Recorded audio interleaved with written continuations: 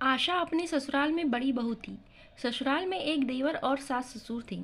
आशा की कोई ननंद नहीं थी। जब वह शादी होकर आई तब देवर छोटा था। अमन, आशा का पति, बाहर नौकरी में पोस्टेड था। आशा की सास बीमार थी, सो आशा अमन के साथ बाहर नहीं जा सकी। ससुराल में रहकर घर संभालती क्योंकि देवर पढ़ रहा था और ससुर जी सुबह टिफिन लेकर ऑफिस जाते थे।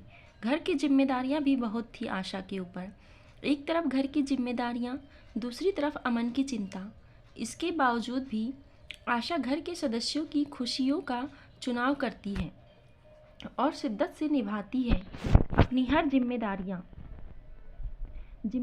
को निभाने में ही वक्त बीत रहा था और अमन भी छुट्टी लेकर बीच बीच में आशा के पास आते रहते थे। आशा की सास स्वभाव से बहुत तेज थी और बीमार भी रहती थी। कुछ साल बाद आशा 2 बच्चों की माँ बन जाती है।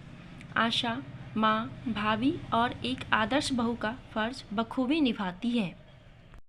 धीरे धीरे देवर भी बड़ा हो चला था। पढ़ाई पूरी होने के बाद अच्छी कंपनी में नौकरी भी लग जाती है। आशा ज़्यादा पढ़ी लिखी नहीं थी, सो देवर हमेशा उसे गंवार समझता था और आशा की सास बीमारी की हालत में भी तो लड़ नहीं सकती थी आशा से। वह पीठ पीछे आशा के खिलाफ देवर को भड़काती थी। अब देवर अपनी भाभी से बेवजह झगड़ा करने लगता है और आशा के किए गए हर कामों में नुक्स निकालने लगता है। देवर के कोई भी दोस्त आते तब भाभी से कहता, भाभी खाना अच्छा बनाना, मेरे दोस्त के स्वागत सत्कार में कोई कमी नहीं होना चाहिए। देवर की बातों पर आशा भी हाँ में हाँ मिलाती है। देवर के दोस्त घर आते हैं।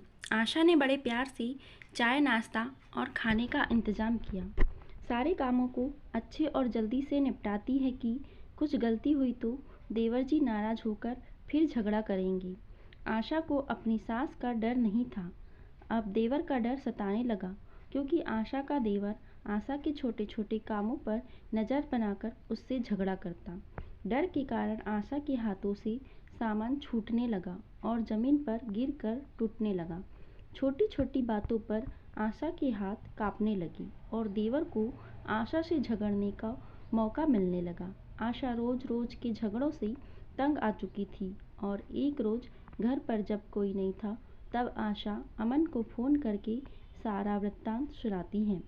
सारी बातों को सुनने के बाद अमन आशा को थोड़ी हिम्मत देता है और कहता है, मैं अभी वहाँ नहीं हूँ, तुम घर की बात घर पर रखो, जैसा होगा मैं बात करूँगा, ना परेशान मत हो।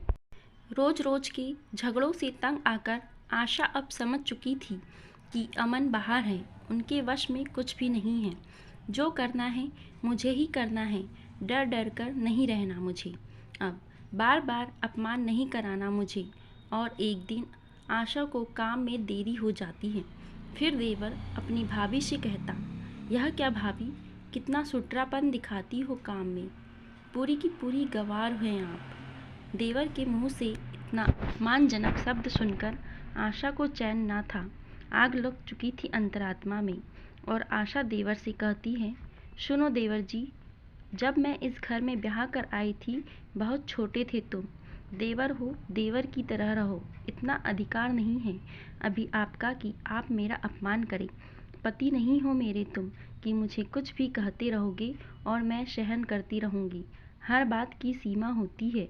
और रही बात गवार की, तो आपके शब्दों के चुनाव ने बता दिया कि गवार कौन है। ये जो आप बात बात पर भड़कते हैं ना, सब समझती हूँ, बात आगे ना बढ़े इसलिए चुप रहती हूँ मैं, पर अब नहीं। आशा अमन को फ़ोन करके सारी बात बताती है और कहती है, मुझे नहीं रहना अब इस घर में, मैं बड़ी बहू हूँ, मेरा अपमान करने का अधिकार किसी को नहीं। आप मुझे लेने आ रहे हैं या मैं अपने मायके चली जाऊँ। इतना कहकर आशा फ़ोन रखती है और अपनी मायके चली जाती है। फिर मायके से सीधा अमन के पास। अमन भी आशा के इस अपमान से घरवालों से नाराज़गी जताते हैं और उधर आशा के जाते ही घर के सारे काम अस्त व्यस्त हो जाते हैं। घर संभाले नहीं संभल रहा था। तब देवर को एहसास होता है कि कितनी बड़ी गलती हुई है उससे। बड़ी बहू है वो इस घर की, उनसे इस घर की रौनक थी।